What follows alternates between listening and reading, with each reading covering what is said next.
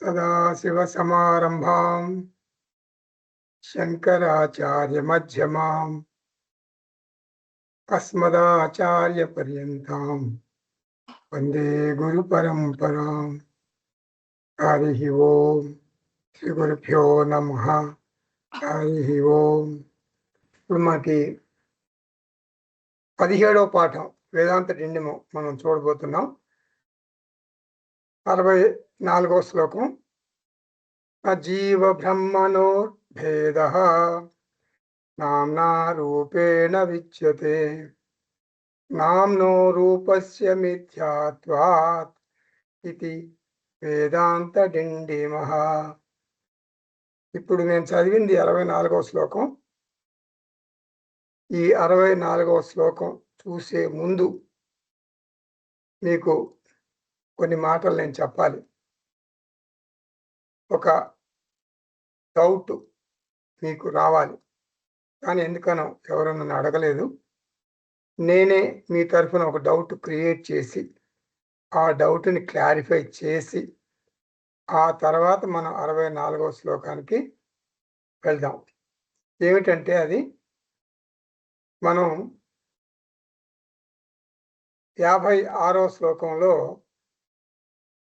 వ్యోమాది పంచభూతస్థ yeah ప్రీతి అనుభూయతే, వ్యోమాది పంచభూతస్థ yeah ప్రీతి అనుభూయతే అని అది చదువుకున్నాం. ప్రీతి అంటే ఆనందం కదా, అంటే పంచభూతాలలో ఉన్న ఆనందం. పంచభూతాలు అంటే జగత్తే కదా, అంటే జగత్తులో ఉన్నటువంటి ఆనందం, జగత్తులోని ఆనందం. కాబట్టి జగత్తు అనాత్మ, జగత్తు అనాత్మ కదా. జగత్తులో ఒక అయోట అంత కూడా ఆనందం లేదు, అంటే వేయస్సం ఎత్తు కూడా ఆనందం లేదు. మనకు తెలుసు కదా, జగత్తు దుఃఖ స్వరూపం, ఆనందం అనేది ఉండదు. జగత్తులో ఆనందం ఉంది, జగత్తు మనకి ఆనందాన్ని ఇస్తుంది అనేది మన అపోహ. ఆనందానికి మూలం ఆత్మ, అది నేనే, నా స్వరూపం, నా స్వస్వరూపం. జగత్తు ఆనంద స్వరూపం కాదు, ఆత్మ మాత్రమే ఆనంద స్వరూపం. మీకు బాగా పట్టుకోవాలంటే మనం ఎప్పుడు చెప్పుకునేటటువంటి ఒక ఉదాహరణ ఉంది. ఏమిటది? ఒక కుక్క ఎండిపోయిన ఒక బోన్, ఒక బొమ్మిక పట్టుకుంటుంది, ఎక్కడి నుంచో తెచ్చుకుంటుంది, చాలా సంతోషంగా తెచ్చుకుంటుంది. ఎండిపోయిన ఒక బోన్, ఒక బొమ్మిక. అది ఏముండదు, దాంట్లో ఏమైనా ఉంటుందా ఎండిపోయిన బొమ్మికలో? కానీ కుక్క కదా, దానికి తెలియదు. దాని ఆహారం అనుకుని అది శుభ్రంగా నోట్లో పెట్టుకుని చక్కగా కస కస కొరుకుతుంది, శబ్దం వస్తుంది. మనకి కుక్క బొమ్మిక కొరికేటప్పుడు మనం చూస్తే మనకు శబ్దాలు వినపడతాయి. ఏం జరుగుతుంది? ఈ బొమ్మిక కొరకటం వలన కుక్క నోట్లో గాయం అవుతుంది అనమాట. ఆ గాయం అవటం వల్ల రక్తం వస్తుంది, కుక్క నోట్లో రక్తం వస్తుంది. ఆ రక్తం చూసి కుక్క తను కొరుకుతున్న భూమికలో నుండి అది వస్తుంది అనుకుని సంతోషంగా తన రక్తాన్నే తను స్వీకరిస్తుంది ఆహారంగా. ఎలా? బోను కొరకక ముందు రక్తం లేదు, ఈ బోనుని కొరికితే రక్తం వచ్చింది. ఏమనుకుంటుంది కుక్క? బోను నుండే ఈ బ్లడ్ వచ్చింది అని అనుకుంటుంది. కానీ నిజంగా ఒక డ్రై బోన్, అంటే ఎండిపోయిన బొమ్మిక నుండి రక్తం వస్తుందా? రాదు. కానీ ఇది డాగ్స్ లాజిక్, ఇది డాగ్స్ లాజిక్, శాస్త్రంలో ఉంది. ఇదే తర్కం ఉపయోగిస్తాం మనం. ఎందుకు ఉపయోగిస్తాం ఈ తర్కాన్ని మనం? జగత్తు కుక్క భూమిక లాంటిది. జగత్తు కుక్క భూమిక లాంటిది. జగత్తు ఆనందం ఇవ్వలేదు. జగత్తు నుండి ఆనందం వస్తుంది అని అనుకుంటే అది పొరపాటు. అది నిజానికి తన నుండి వచ్చే స్వస్వరూప ఆనందమే, ఆత్మానందమే, బ్రహ్మానందమే. కాబట్టి ఈ డాగ్ లాజిక్, బోన్ లాజిక్ ప్రకారం జగత్తు ఆనందాన్ని ఇవ్వదు. ఇంతవరకు అర్థమైంది కదా మీ అందరికీ? ఇప్పుడు ఇది మన నృసింహ సరస్వతి, మన రచయిత, వేదాంత డిండిమానికి రచయిత ఏం చెప్తున్నారు? జగత్తు అంటే పంచభూతాలు, వ్యోమాది పంచభూతస్థ ఆనందాన్ని ఇస్తుంది. ఇప్పుడు డాగ్ లాజిక్ ప్రకారం జగత్ ఆనందాన్ని ఇవ్వదు, విశ్వత్ కూడా. కానీ నృసింహ సరస్వతి కాంట్రడిక్ట్ చేస్తున్నారు. ఏం చెబుతున్నారు? జగత్తు ఆనందాన్ని ఇస్తుంది. చూడండి, ఇది డౌట్. ఆనందాన్ని ఇవ్వదు, అది శాస్త్రవాక్యం. డాగ్స్ లాజిక్ ఉదాహరణగా పెట్టి చెప్తుంది శాస్త్రం. ఇప్పుడు ఈయన ఏం చెప్తున్నాడు?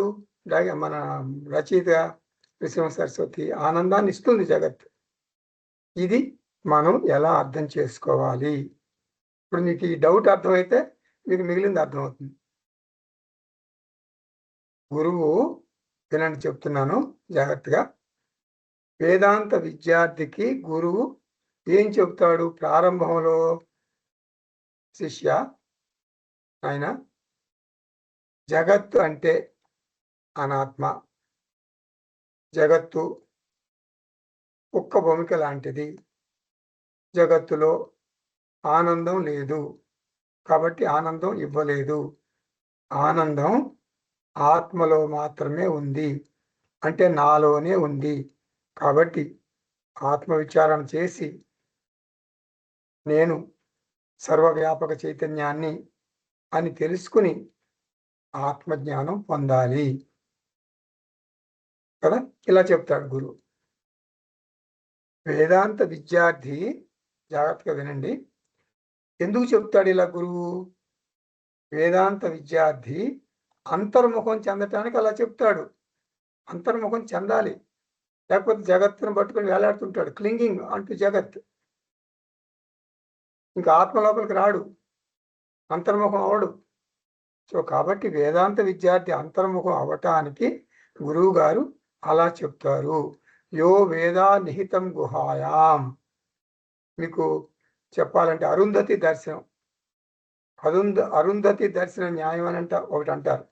అంటే ఏంటంటే దాని ప్రకారం మనకి పెళ్లి కొడుకు పెళ్లి కూతురికి అరుంధతి నక్షత్రం చూపిస్తారు. పగలు కూడా చూపిస్తారు. మరి ఎలా చూపిస్తారు? పగలు ఎలా చూపిస్తారంటే అరుంధతి నక్షత్రాన్ని అది గదిగో అని ఆకాశంలో అరుంధతి నక్షత్రం అదిగో చూడు, అట్లా చెప్పరు. అట్లా చెప్పకుండా ఏదో దానికి దగ్గరలో ఓ చెట్టు చూపిస్తారు, ఆ చెట్టు కొమ్మ చూపిస్తారు, ఆ కొమ్మ అట్లా అట్లా వెళ్ళి చిటారు కొమ్మ చూపిస్తారు, ఆ చిటారు కొమ్మ మధ్యలో 2-3 ఆకులు చూపిస్తారు. ఆ ఆకులు కనపడుతున్నాయి అంటారు, కనపడుతున్నాయి అంటారు పెళ్లి కొడుకు పెళ్లి కూతురు. ఆ ఆకుల మధ్య, ఆ 2 ఆకుల మధ్య తల తల మెరుస్తుంది ఒక చిన్న నక్షత్రం. అవునండి, మెరుస్తుంది. అదే అరుంధతి నక్షత్రం. ఇలా అంచెలంచెలుగా చెప్తారు. మన శాస్త్రంలో కూడా అంతే కదా. అన్నమయ కోశం అంటాం ముందల. అన్నమయ కోశం మనకు ఆనందాన్ని ఇస్తుంది అంటాం. ఆ తర్వాత ప్రాణమయ కోశం అంటాం. ఆ తర్వాత మనోమయ కోశం. ఇలా వెళ్ళి వెళ్ళి వెళ్ళి చివరికి ఏం చేస్తాం? ఆత్మలోనే ఆనందం ఉంది అని చెప్తాం కదా. ఇది గుర్తుపెట్టుకోండి. జూనియర్ లెవెల్ వేదాంతం. ఇప్పుడు వేదాంత విద్యార్థులు 2 రకాలు, జూనియర్ స్టూడెంట్స్, సీనియర్ స్టూడెంట్స్. ఇది జూనియర్ స్టూడెంట్స్కి ఇలాగే చెప్పాలి. వాళ్ళని వేదాంతంలోనికి అట్రాక్ట్ చేయాలంటే ఇలాగే చెప్పాలి. ఇది తప్పు కాదు, ఒప్పే. అలా చెబితే వాళ్ళు అంతర్ముఖం అవుతారు. ఇలా చెప్పటం వలన కొన్ని సమస్యలు వస్తున్నాయి. తెలుసు మీకు ఆ సమస్యలు ఏమిటో. కాబట్టి మనం రివైజ్ చేసుకుని ఈ స్టేట్మెంట్ని మనం సవరించుకోవాలి. జగత్తుని అనాత్మ అంటున్నాం, అది అసలు ఆనందాన్ని ఇవ్వలేదు అంటున్నాం. స్వస్వరూపమైన ఆత్మ మాత్రమే ఆనందాన్ని ఇవ్వగలదు. ఇది కదా సిద్ధాంతం. ఈ సిద్ధాంతం వలన ఇబ్బంది ఉంది, సమస్యలు ఉన్నాయి. మొదటి సమస్య ఏమిటి? మొదటి సమస్య అంటే ఇబ్బంది, అంటే ప్రాబ్లం. అలా అనుకోవటం వలన ఈ ప్రాబ్లం వస్తుంది మనకి. అలా అనుకుంటే ఏమిటి ఆ ప్రాబ్లం? ఆత్మ నా వరకే పరిమితం అనుకుంటాం కదా. ఆత్మ నాలోనే ఉంది, నాలో మాత్రమే ఉంది. ఇది కదా మనం అనుకుంటాం. శాంతి, భద్రత, ఆనందం నాలోనే ఉన్నాయి, నా నుంచే వస్తున్నాయి అని అనుకుంటాం కదా. వేదాంత రత్నం కదా అది. కాబట్టి ఆత్మను పరిమితం చేస్తున్నాం, ఆత్మను పరిమితం చేస్తున్నాం, ఫైనైట్ చేసేస్తున్నాం. ఇది ఒక సమస్య. 2, ఆత్మ సపోర్ట్ లేకుండా అనాత్మ ఉంటుంది అంటున్నాం. ఆత్మ నా లోపల ఉంది కాబట్టి అనాత్మ ఆత్మకు బయట ఉంది, అంటే స్వతంత్రంగా ఉంది ఆత్మకు బయట. ఆ బయట ఉన్న అనాత్మ ఆత్మ మీద డిపెండ్ అవ్వకుండా ఉంటుంది. ఆత్మ లోపల, అనాత్మ బయట. ఇది కుక్క బోన్, కుక్క భూమిక, కుక్క భూమిక రెండు వేరుగా ఉన్నాయి. అలాగే ఆత్మ అనాత్మ, ఆత్మ అనాత్మ వేరు వేరుగా ఉన్నాయి అనుకుంటాం. ఆ ఆత్మను పరిమితం చేశాం, ఒక డిఫెక్ట్. అనాత్మను సత్యం చేశాం, అంటే ఇండిపెండెంట్ చేసేసాం. అంటే ఏం చేస్తున్నాం మనం? ఆత్మ ఒక సత్యం, అనాత్మ రెండో సత్యం. రెండు సత్యాలు ఉంటాయా? కాబట్టి డాగ్స్ లాజిక్ విద్యార్థి, వేదాంత విద్యార్థి ఆత్మ వైపుకి అంతర్ముఖం అయ్యే వరకు పనికొస్తుంది, అంతే. గుర్తుపెట్టుకోండి. ఆ తర్వాత వేరే రకంగా అర్థం చేసుకోవాలి. ఏమర్థం చేసుకోవాలి? ఆత్మ పంచకోశ విలక్షణ సాక్షి అని చెప్పాలి విద్యార్థికి. ఆత్మ లోపల ఉందా, ఆత్మ బయట ఉందా? అప్పుడు ఏం చేయాలి మనం? చైతన్యం యొక్క 5 లక్షణాలు చెప్పుకోవాలి. పరాంచి కాని పితృణ స్వయంభూ తస్మాత్ పరాం పశ్యతి నా అంతరాత్మన్.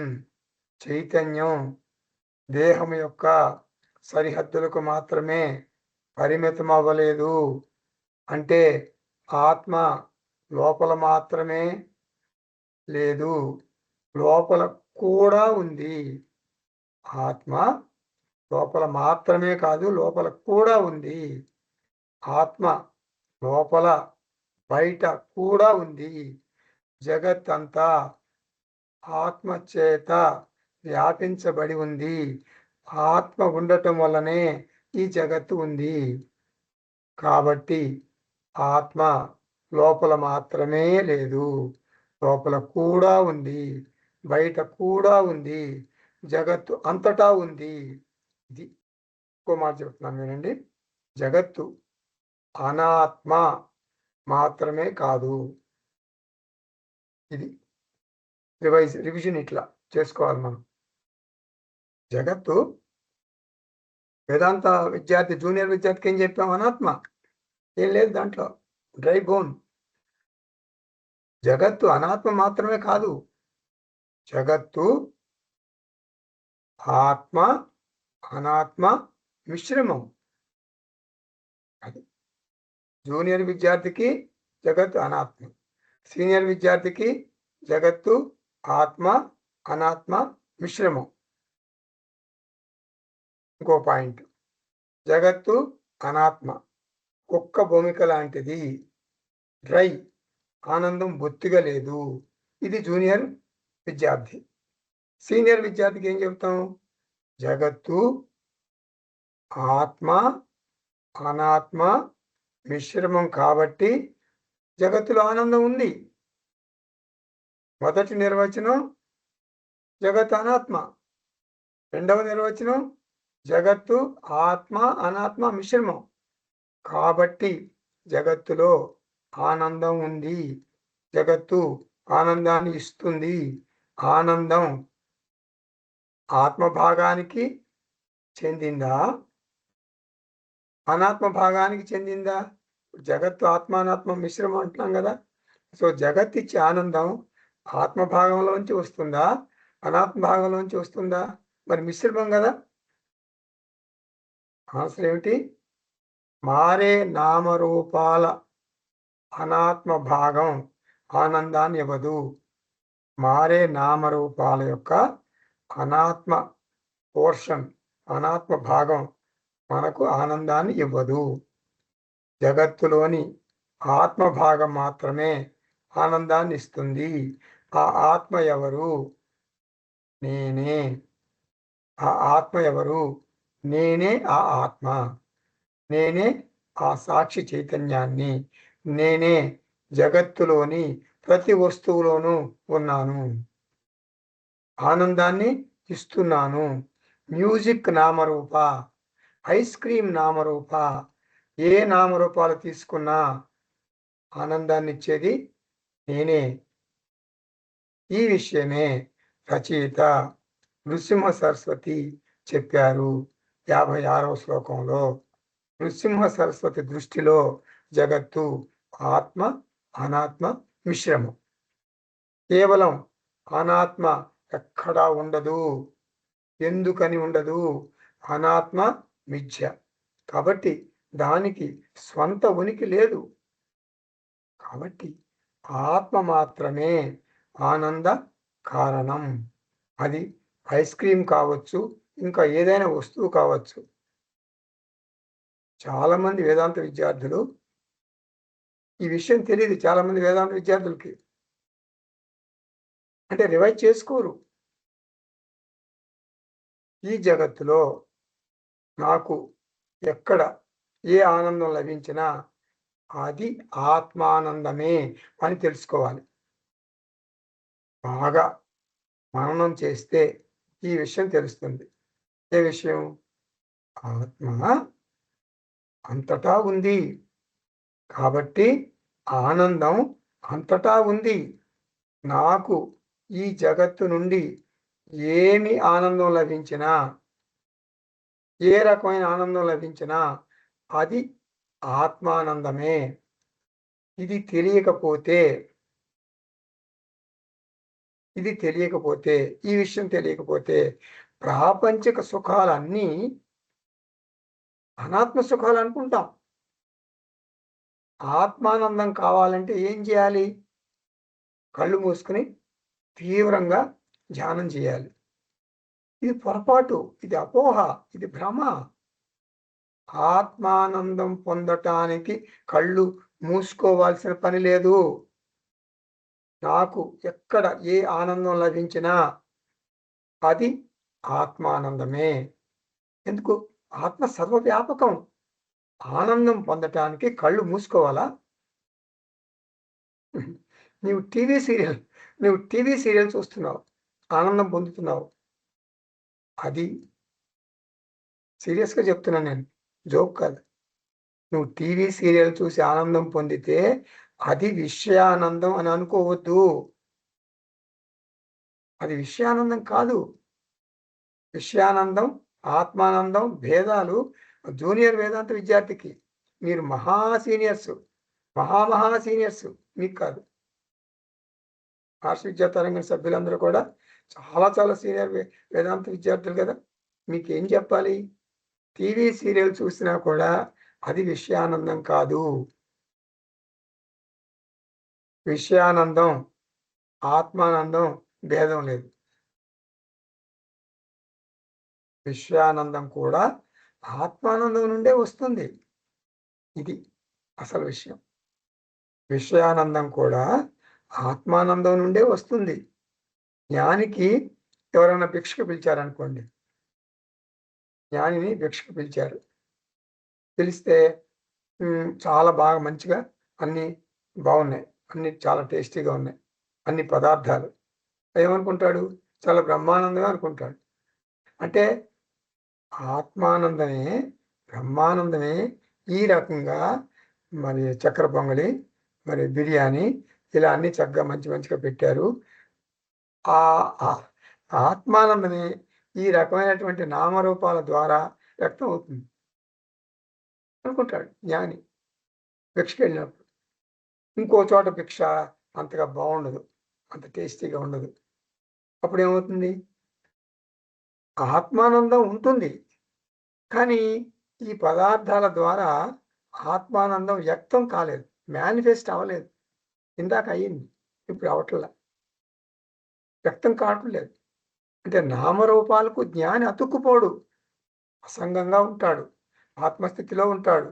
ఆత్మ ఎక్కడుంది చెప్పండి? నేనే ఆత్మస్వరూపాన్ని. కాబట్టి 56వ శ్లోకంలో జగత్తులో ఆనందం ఉంది, ఇది తప్ప ఒప్ప అంటే ఒప్పే. ప్యూర్ అనాత్మ ఎక్కడా ఉండదు, గుర్తుపెట్టుకో. ప్యూర్ అనాత్మ ఎక్కడా ఉండదు, మిశ్రమమే ఉంటుంది. ఆత్మ అనాత్మ మిశ్రమమే ఉంటుంది. ఎప్పుడైనా శాస్త్రం ఆత్మ నీ లోపల ఉంది అని చెబితే ఏమని అర్థం చేసుకోవాలి? ఆత్మ లోపల కూడా ఉంది. ఆత్మగా నేను సర్వవ్యాపకం. వేదాంత విద్యార్థులకు కళ్ళు మూసుకుని గంటలు ధ్యానం చేయాల్సిన పని లేదు. ఎందుకు చేయాలి ధ్యానం? ఆత్మ సర్వవ్యాపకం, నేను సర్వవ్యాపకం అనే గురు బోధను పదే గుర్తు చేసుకోవటమే అంటే అదే ధ్యానం. కళ్ళు మూసుకుంటేనే నాకు గురుబోధ గుర్తుకొస్తుంది సార్, కళ్ళు మూసుకుంటేనే నాకు గురుబోధ గుర్తుకొస్తుంది అని ఎవరైనా అంటే ఏం చేయాలి మనం? బాబు, అదో పెద్ద సమస్య. నువ్వు రోజంతా ఆత్మ లక్షణాలను గుర్తు చేసుకోవాలి. మరి దైనందిన జీవితంలో ఆత్మను అడ్డం పెట్టుకోవాలి కదా నువ్వు. ఆత్మజ్ఞానం అనే గ్లోవ్స్ తొడుక్కోవాలి కదా నువ్వు. రోజంతా కళ్ళు మూసుకుని ఉంటావా? కుదరదు. కళ్ళు మూసుకోవాల్సిన పని లేదు, తెలుసుకుంటే చాలు. ఇప్పుడు అసలు విషయానికి వద్దాం. 64వ శ్లోకం చూద్దాం. నేను చదివేశాను 64వ శ్లోకం. ఇది వరకటి శ్లోకాల్లో జీవాత్మ పరమాత్మలకు సత్ చిత్ ఆనందాలలో తేడా లేదు అని అనుకున్నాం. ఇప్పుడు పూర్వపక్షి అంటే మన సిద్ధాంతి, మనం వేదాంతం ఏం చెప్పినా కూడా దాని మధ్యలో ఒక డౌట్ అడుగుతాడు. అంటే మనం ఎడ్డామంటే దిడ్డామంటాడు అనమాట. ఏంటి, నేను ఎందుకు నమ్మాలి మీ మాట, ఇలా ఎందుకు కాకూడదు అని అడిగేవాడిని పూర్వపక్షి అంటారు.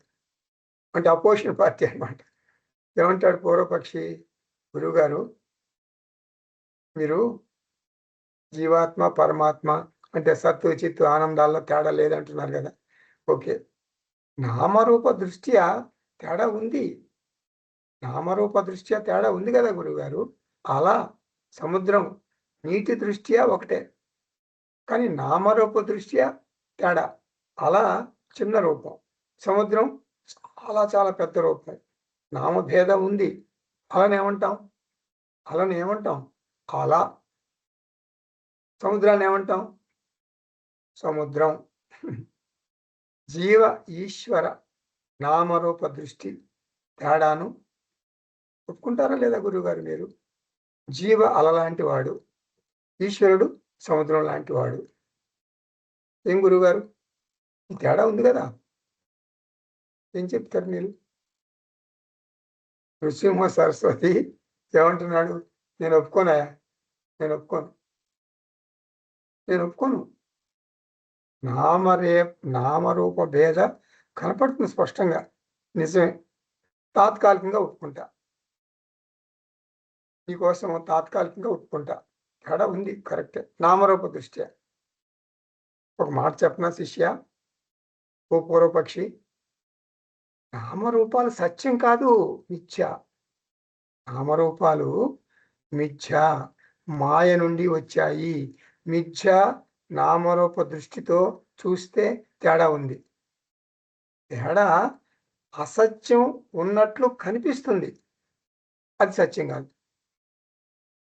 నీవు అందంగా ఉన్నట్లు కనిపిస్తున్నావు, నీవు అందంగా ఉన్నట్లు అనిపిస్తున్నావు అంటే అది మెచ్చుకున్నట్ట, అవమానించినట్ల? అవమానించినట్లే. నువ్వు అందంగా ఉన్నావు అంటే పర్వాలా, అందంగా ఉన్నట్లు అనిపిస్తున్నావు అంటే ఏంటి దాని అర్థం? నువ్వు అందంగా లేవు. అలా జీవాత్మ పరమాత్మల మధ్య తేడా ఉన్నట్లు అనిపిస్తుంది, కానీ అదంత లెక్కలోనిది కాదు. సూర్యోదయం అయినట్లు అనిపిస్తుంది, కానీ అది సత్యం కాదు అని మనకు తెలుసు. ఆకాశం నీలంగా ఉంటుంది, కానీ అది నిజం కాదు. సముద్రం నీరు నీలంగా ఉంటాయి నీళ్లు, నిజం కాదు. అలాగే నిజంగా జీవాత్మకు పరమాత్మకు తేడా లేదు. నామ్నా రూపేణ చ, నామరూప దృష్ట్యా జీవ బ్రహ్మణ భేద న విద్యతే, వాస్తవ భేద న విద్యతే, ప్రాతీతక భేద వర్తతే. ప్రాతీతకం అంటే తేడా ఉన్నట్లు అనిపిస్తుంది, వాస్తవంగా భేదం లేదు. నీ కళ్ళ ముందు 2 అద్దాలు పెట్టుకో, ఒకటి కాన్వెక్స్ మిర్రరు, ఇంకోటి కాంకేవ్ మిర్రరు. ఇప్పుడు నా ముఖం 2 అద్దాల్లోనూ 2 రకాలుగా కనపడుతుంది. ఒకటి పొడవు ముఖం, రెండోది వెడల్పు ముఖం. ఈ తేడాలు నీవు స్పష్టంగా చూస్తావు, అయినా అవి నిజం కాదు. నీ మెడ మీద ఉన్నది ఒక్కటే ముఖం అని నీకు తెలుసు. నీ మెడ మీద ఉన్నది ఒక్కటే ముఖం, అది పొడవుగా లేదు, అడ్డంగాను లేదు.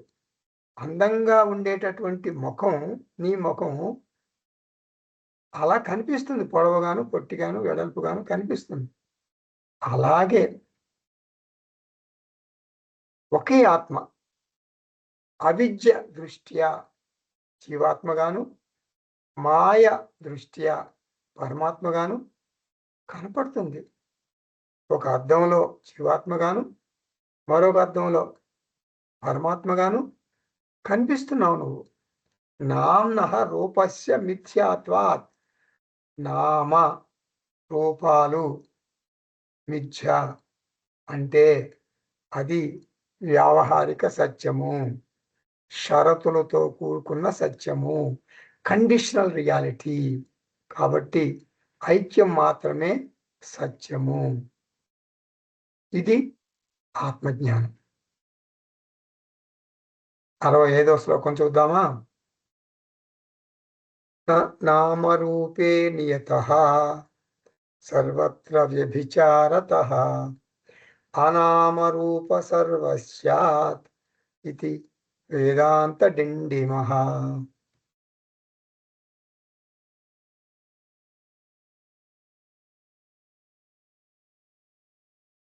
మారే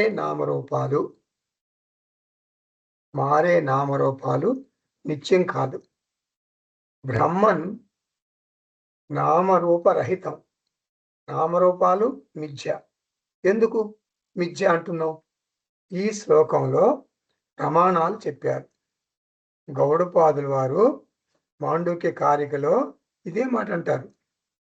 ఆదౌ అంతేచ యన్నాస్తి వర్తమానేపి తత్ తథా వితతై సదృశాత్ సంతః అవి తథా ఇవ లక్షితా. ఈ మంత్రం ఏం చెప్తుంది?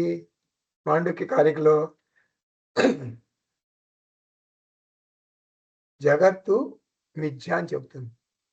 జగత్తు పుట్టుకకు ముందు లేదు, కనుమరుగైన తర్వాత ఉండదు. Date of birth, date of death, ఈ రెండింటి మధ్య ఉంటుంది జగత్తు. సత్యం కాదు, అవి సత్యం కాదు. అంటే జగత్ సత్యం కాదు. నిర్వచనం ఏమిటి సత్యానికి? యత్ త్రికాలే అపి తిష్టతి తత్ సత్యం. నామరూపాలు ఒక కాలంలో పుట్టి ఒక కాలంలో నశిస్తాయి. ఇదే మనం ఒక శ్లోకంలో చెప్పుకున్నాం ఇదివరలో. దృశ్యత్వం, భౌతికత్వం, సగుణత్వం, సవికారత్వం, ఆగమాపాయత్వం. ఆగమ అపాయత్వం. నామరూపాలు వచ్చిపోతాయి. సృష్టికి ముందు నామరూపాలు లేవు, ప్రళయం తర్వాత ఉండవు. అందుకే అవి ఆగమాపాయి, అనిత్యం. మాత్రా స్పర్శాస్తు కౌంతేయ శీతోష్ణ సుఖ దుఃఖదా ఆగమాపాయినో అనిత్యాః తాన్ తితిక్ష స్వ భారత. భగవద్గీతలో శ్రీకృష్ణుడు చెప్పిన మాట ఇక్కడ మన శ్లోకంలో ఆగమాపాయి అనే మాట వాడకుండా వ్యభిచారి అన్నాడు నృసింహ సరస్వతి. వ్యభిచారి అంటే అనిత్యం, ఒక కాలంలో ఉండి మరొక కాలంలో ఉండనివి, తాత్కాలిక ఉనికి గలవి. నామరూపే మిథ్యా భూతే వ్యభిచార స్వరూపత్వాత్ స్వప్నవత్. అంటే స్వప్నం లాగా మిథ్య. నామరూపేణ నియతే, అది నిత్యం కావు. సర్వత్రా ఎట్టి పరిస్థితుల్లోనూ ఏది నిత్యం కాదు. ఎందుకని? వ్యభిచారిత అంటే మారే స్వభావం కలవి. సర్వ అనామరూప స్యాత్. కాబట్టి అన్ని వస్తువులు బ్రహ్మన్ నామరూపరహితం. అంటే బ్రహ్మన్ అధిష్టానంగా ఉండి నామరూపాలు వచ్చిపోతాయి అన్నమాట. అంటే బ్రహ్మను ప్లస్ వ్యక్త నామరూపాలు. ఇంకొక రకంగా చెప్పాలంటే బ్రహ్మన్ ప్లస్ అవ్యక్త నామరూపాలు. ఈ నామరూపాలు వ్యక్తం అయితే బ్రహ్మన్ ప్లస్ వ్యక్త నామరూపాలు. బ్రహ్మన్ ఎప్పుడు ఉంటాడు కదా.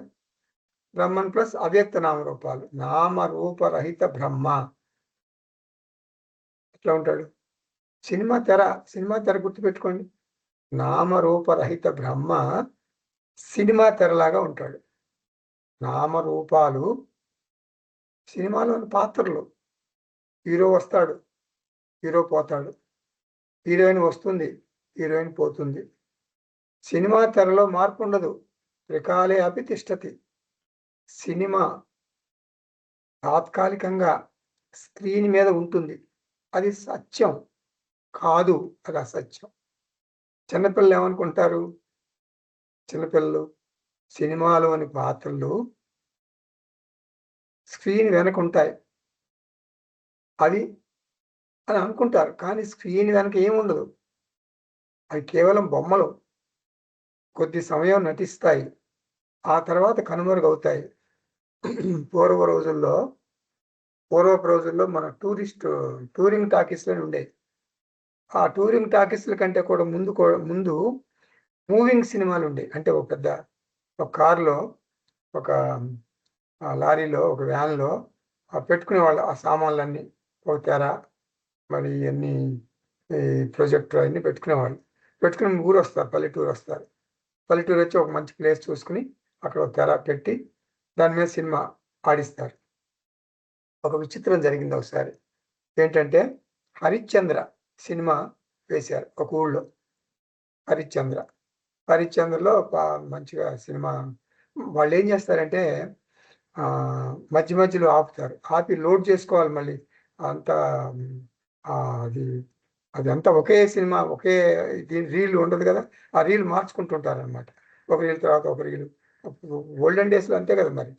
అట్లా మార్చుకునే ఇంటర్వెల్ టైంలో మన దయానంద స్వామీజీ చిన్నప్పుడు ఈ హరిశ్చంద్ర పాత్ర, హరిశ్చంద్ర భార్య, అది విశ్వామిత్ర, వీళ్ళందరూ కూడా, ఈ పాత్రధారులంతా కూడా తెర వెనుక, ఈ స్క్రీన్ వెనుక అంత లైన్గా కూర్చుని ఉంటారు.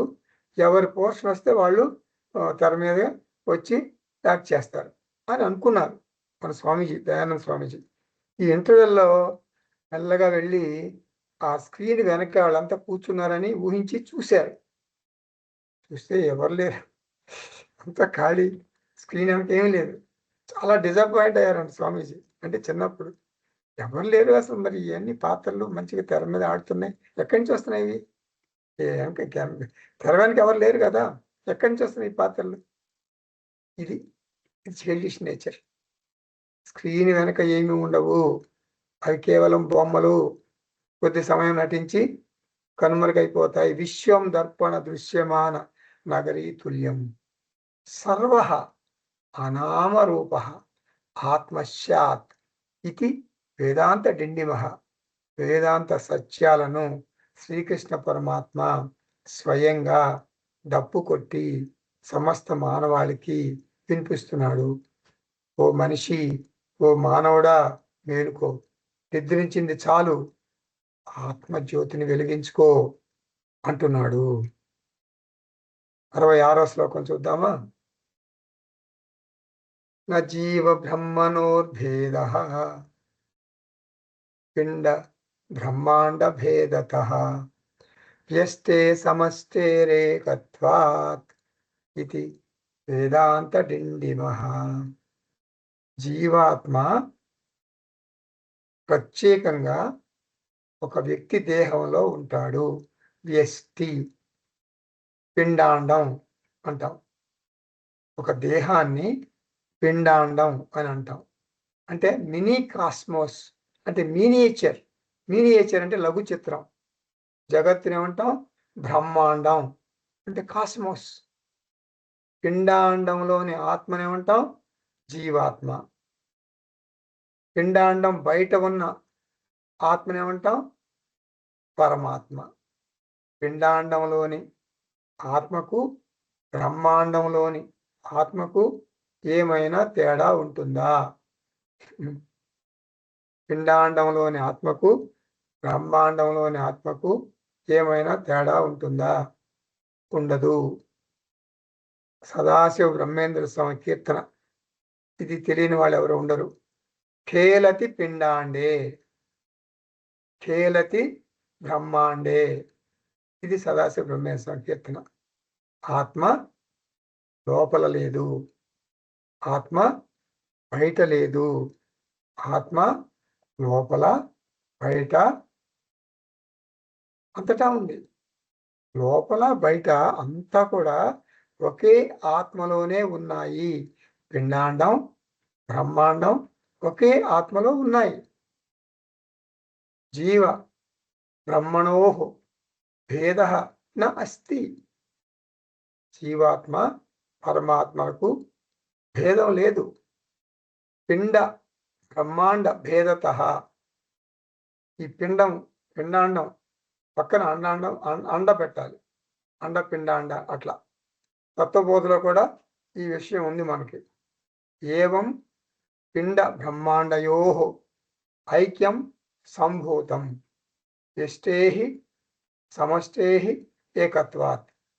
అంటే చైతన్యం ఏకం. యష్టి సమష్టిలో కూడా చైతన్యం ఏకం. చైతన్యాన్ని పిండాండం ద్వారా విభజించలేము. గుర్తుపెట్టుకోండి. ఆకాశాన్ని గోడలు కట్టి విభజించలేము. గదిలో ఆకాశం, గది బయట ఆకాశం, గది లోపల ఆకాశం చిన్న ఆకాశం, గది బయట ఆకాశం పెద్ద ఆకాశం. అలా భాగాలు ఉండవు, చిన్న పెద్ద ఉండదు. ఆకాశం అఖండం. ఎందుకంటే నువ్వు గోడ కట్టింది కూడా, గోడ కూడా ఆకాశం మీదే కడతావు కదా. స్పేస్ లేకపోతే గోడ ఎట్లా కడతావు? అలాగే మన దేహాలు చైతన్యాన్ని రెండుగా విభజించలేవు. చిన్న చైతన్యం మన దేహం లోపల ఉంటుంది, పెద్ద చైతన్యం దేహం బయట. చిన్న చైతన్యం జీవాత్మ, పెద్ద చైతన్యం పరమాత్మ. ఇలా చైతన్యాన్ని ఖండించలేము, ఇలా అనుకోకూడదు. అఖండం చైతన్యం ఏకం, ఖండించలేము. కన్ఫ్యూజన్, అయోమయం కదా. కన్ఫ్యూజన్లో కన్ తీసేసే CONFUSION, కన్ఫ్యూజన్. CON తీసి పక్కన పెట్టు, CON తీసేసే. అప్పుడు ఏం మిగులుతుంది? ఫ్యూజన్. ఫ్యూజన్ అంటే జీవాత్మ పరమాత్మ ఐక్యం. ఐక్యం అంటే ఏకం. అది ఎష్టేహి సమష్టేహి ఏకత్వాత్ ఘటాకాశ మహాకాశయోః ఏకత్వాత్. జీవాత్మ పరమాత్మనోః ఏకత్వాత్. జీవాత్మకు పరమాత్మకు మధ్య సంబంధం ఏమిటి?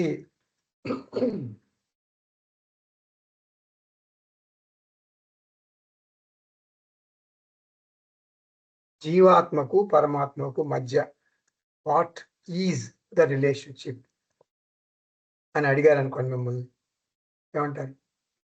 సంబంధం ఏమిటి అసలు జీవాత్మకి పరమాత్మ రిలేషన్షిప్ చెప్పండి. ఆన్సర్ ఏమిటది?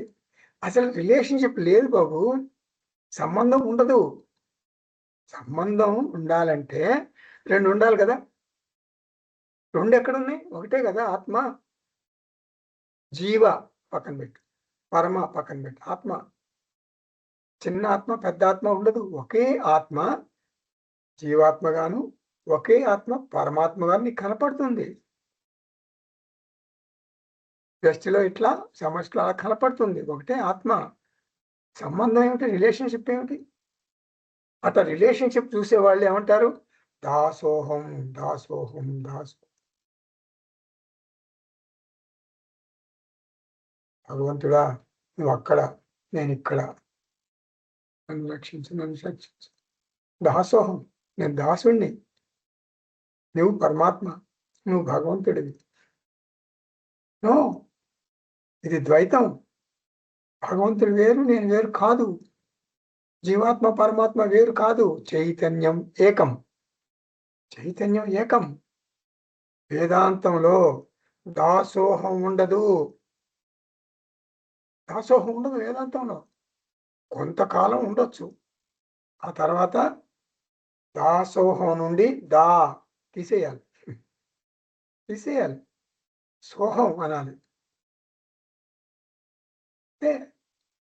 నో ద్వైతం, అద్వైతం. సోహం సహ అహం ఇది వేదాంత డిండి మహా.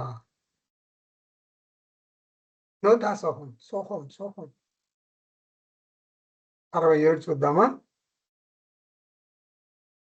బ్రహ్మ సత్యం జగన్మిథ్యా జీవో బ్రహ్మైవ నాపరః జీవన్ముక్తస్తు తద్విద్వాన్ ఇది వేదాంత డిండిమః.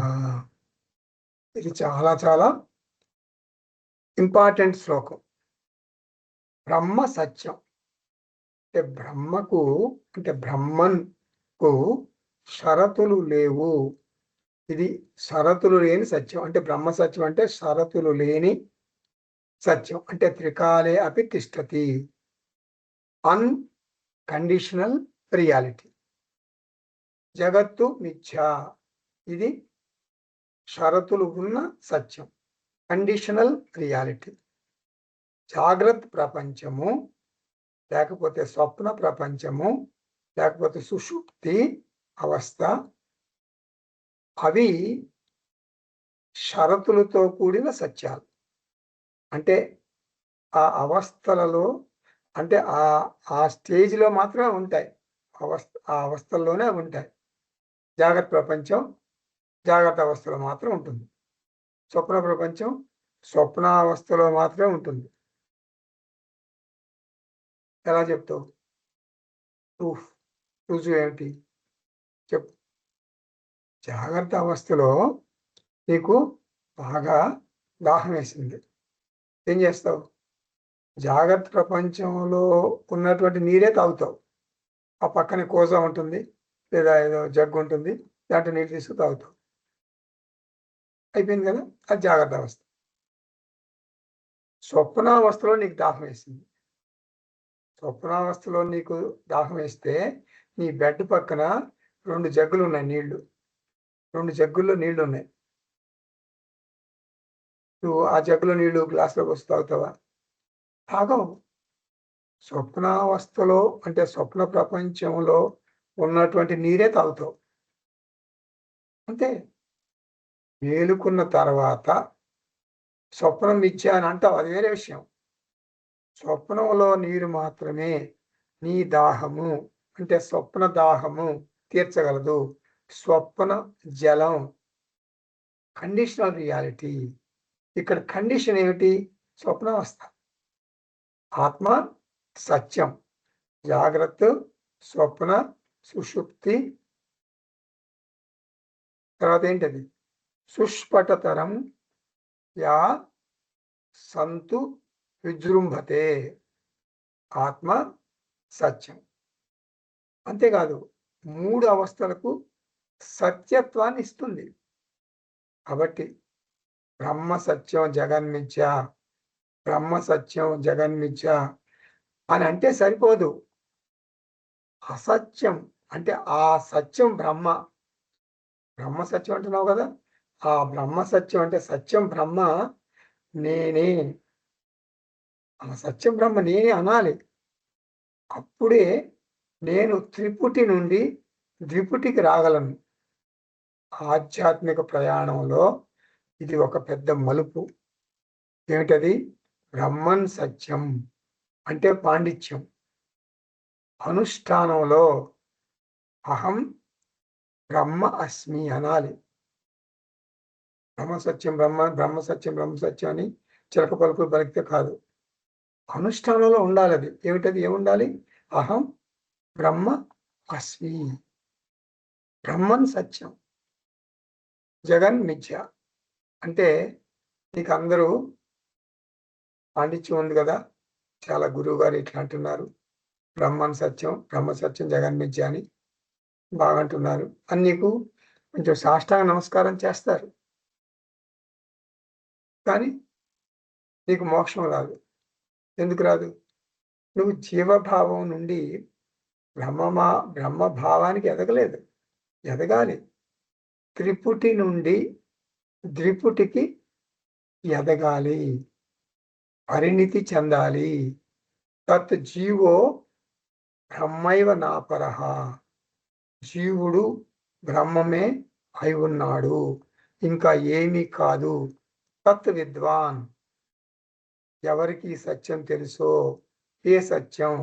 బ్రహ్మ సత్యం, జగన్మిథ్య, జీవో బ్రహ్మైవ నాపరః అనే సత్యం ఎవరికి తెలుసో అతనికి మాత్రమే జీవన్ముక్తి లభిస్తుంది. ద్విపుటిలోకి వచ్చిన వ్యక్తికి మాత్రమే జీవన్ముక్తి లభిస్తుంది. చాలామంది త్రిపుటిలో ఉంటారు.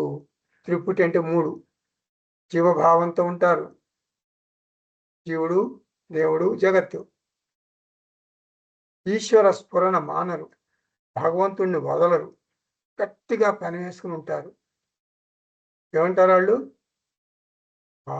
గురువు గారు నాకు జీవన్ముక్తి రాకపోయినా పర్వాలేదు అంటారు వాళ్ళు. నాకు జీవన్ముక్తి రాకపోయినా పర్వాలేదు గురువు గారు, విధేయముక్తి వస్తే చాలు.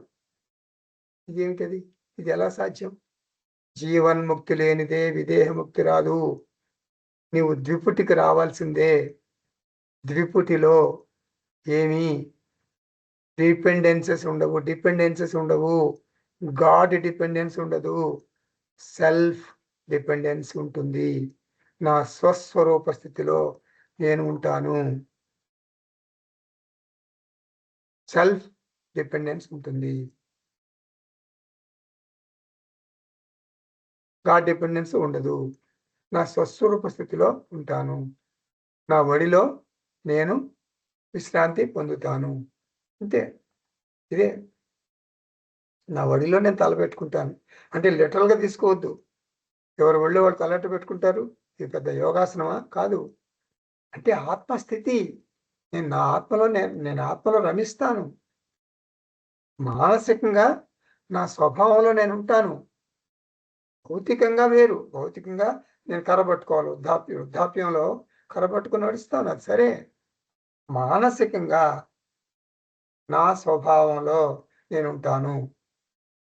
భౌతికంగా కర్ర పట్టుకొని నడుస్తాను. మానసికంగా నేను నా మీదే అంటే బ్రహ్మం మీదే, సర్వవ్యాపక చైతన్యం మీదే ఆధారపడతాను. సెల్ఫ్ డిపెండెన్స్ అంటే ఇండిపెండెన్స్. దట్ ఈజ్ మోక్ష. ఇదే మోక్షం అంటే.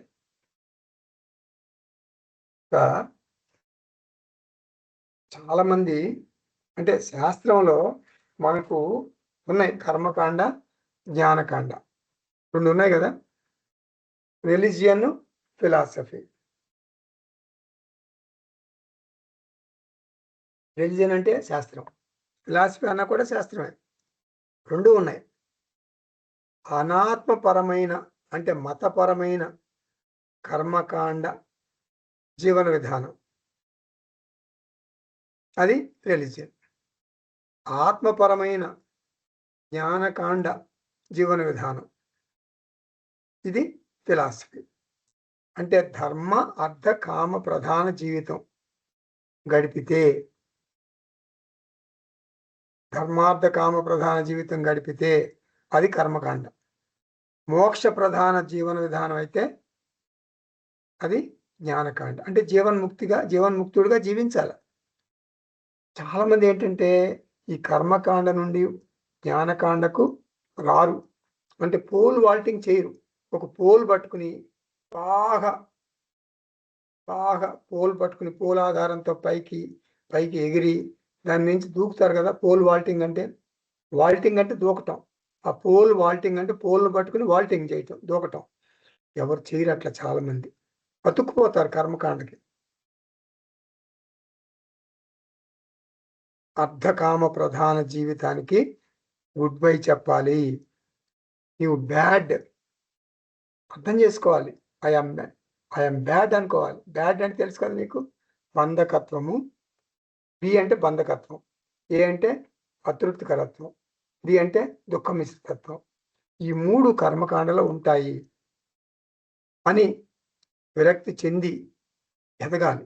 పరిణతి చెందాలి. ఇది ఎదగటం అంటే అంతర్గత ఎదుగుదల. అంతర్గత పరిణితి. జగత్తులో రమించేవాడిని ఏమంటాం మనం శాస్త్రంలో? కర్మి అంటాం. అంటే వరల్డ్ డిపెండెన్స్. అతనికి అదే లోకం. భగవంతుడిలో రమించేవాడిని ఏమంటాం? కర్మయోగి. అంటే గాడ్ డిపెండెన్స్. ఆత్మలో రమించేవాడిని ఏమంటాం? జ్ఞానయోగి. అంటే సెల్ఫ్ డిపెండెన్స్. ఆధ్యాత్మిక ప్రయాణంలో మనకు ఈ 3 మజిలీలు ఉంటాయి. నీవు గెంతాలి, జంప్ చేయాలి. ఎట్లా? సెల్ఫ్ డిపెండెన్స్ అంటే వరల్డ్ డిపెండెన్స్ నుంచి గాడ్ డిపెండెన్స్. గాడ్ డిపెండెన్స్ నుంచి సెల్ఫ్ డిపెండెన్స్. కృష్ణుడు చెప్పిన మాట ఇది. అర్జున, నేను మానవ రూపంలో ఉన్న యశోదా కృష్ణుడిని కాదు, గోపీకృష్ణుడిని కాదు. నేను కృష్ణ పరమాత్మని. నాకు రూపం లేదు. అర్జున, నీవు నాకు రూపం లేదంటే ఏమిటి దాని అర్థం? అర్జున, నీవు నీ స్వస్వరూపం తెలుసుకో. ఆత్మ ఏకం. అదే నువ్వు, అదే నేను. భగవద్గీతలో శ్రీకృష్ణుడు ఇంత తేలిగ్గా అర్జునుడికి ఆత్మజ్ఞానాన్ని అందించాడు. సమస్త మానవాళికి ప్రతీక అర్జునుడు. కాబట్టి అర్జునుడు ఎవరు? నువ్వే. అర్జునుడు ఎవరు? నేనే. కాబట్టి శ్రీకృష్ణ పరమాత్మ మనల్ని కూడా ఆత్మజ్ఞానం పొందమని బుజ్జగిస్తున్నాడు. ఆత్మజ్ఞానం పొందుదామా? లేక ఇంకా అధరం మధురం, వదనం మధురం అని పాటలు పాడుతూ, నృత్యం చేస్తూ తన్మయత్వం చెందుదామా? ఏం చేద్దాం చెప్పండి? ఒక సంఘటన చెప్తాను. ఒక శిష్యురాలు గురుత్రయాన్ని భగవత్ స్వరూపులుగా ఆరాధిస్తుంది. ఆమె వయస్సు పెద్ద వయసు, అంటే సుమారు 80 సంవత్సరాలు ఉంటాయి. మన మంచి అన్ని క్లాసులకి వస్తుంది, రీక్యాపులు చేస్తుంది, ఎంతో మంచి ఆరోగ్యం. ఆమె ఒకసారి నాతో పర్సనల్గా తనకున్న బాధలు చెప్పుకుంది. ఆమె ఆ బాధలు చెప్పుకోవటానికి దాదాపు 40 నిమిషాలు సమయం తీసుకుంది. ఆ 40 నిమిషాల్లో దాదాపు ఒక అరగంట ఆమె వెక్కి వెక్కి వెక్కి ఇచ్చింది అంతే.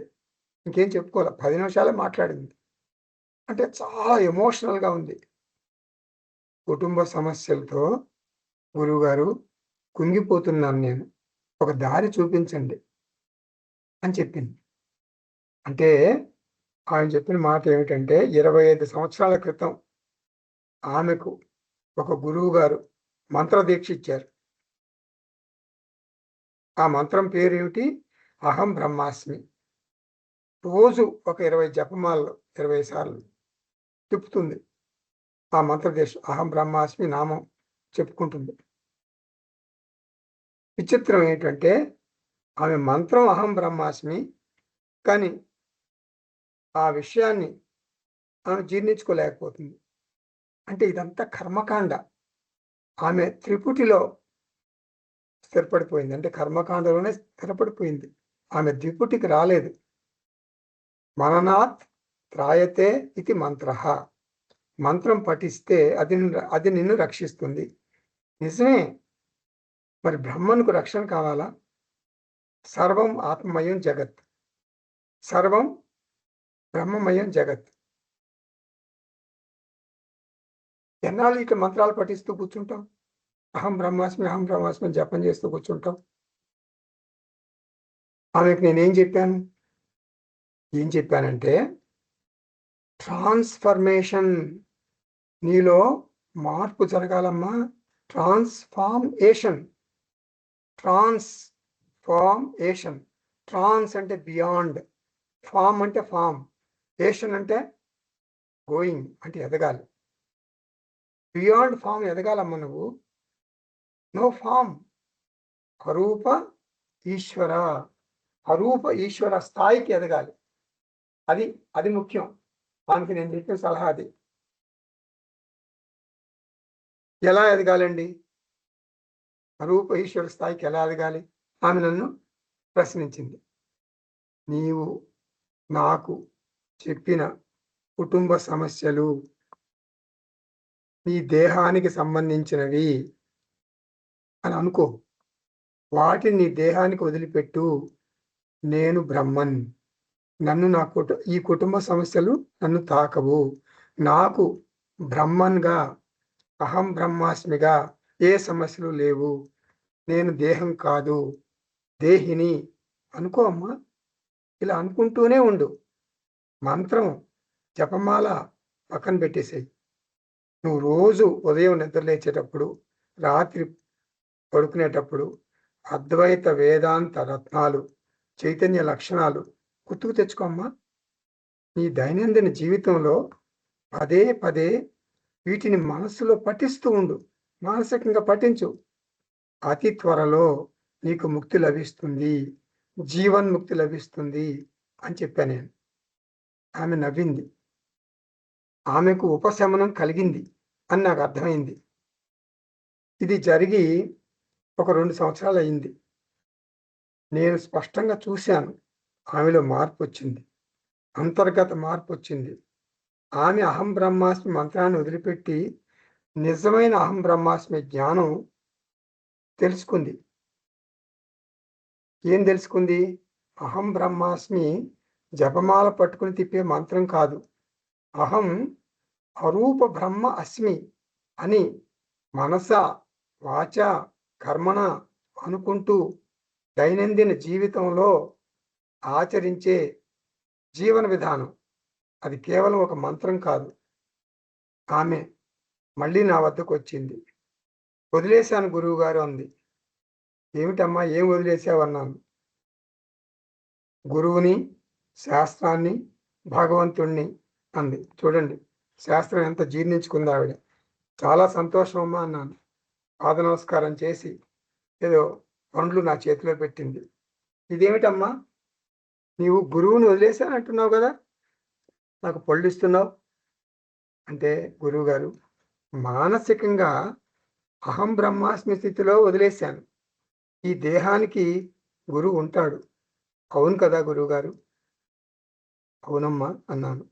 ఇది కదా ఆత్మనిష్ట అంటే, ఇది కదా బ్రహ్మజ్ఞానం అంటే. అహో శాస్త్రం, ఓహో గురు పరంపర, జై కృష్ణ భగవాన్. ఇదే కదా వేదాంతం అంటే. ఎప్పుడు కూడా ఆత్మ ముఖ్యం, అనాత్మ ప్రధానం కాదు. ఆత్మ ముఖ్యం, అనాత్మ ప్రధానం కాదు. అనాత్మ స్థితిలో వ్యవహారం, ఆత్మస్థితిలో లోపల ఉండాలి. ఆత్మస్థితి లోపల ఉండాలి, అనాత్మస్థితిలో మనం వ్యవహారం చేయాలి. ఇదే వేదాంతం. స్వస్తి. ఓం పూర్ణమద పూర్ణమిదం పూర్ణాత్ పూర్ణముదచ్యతే పూర్ణస్య పూర్ణమాదాయ పూర్ణమేవావశిష్యతే. ఓం శాంతి శాంతి శాంతి. హరి ఓం. శ్రీ గురుభ్యో నమః. హరి ఓం.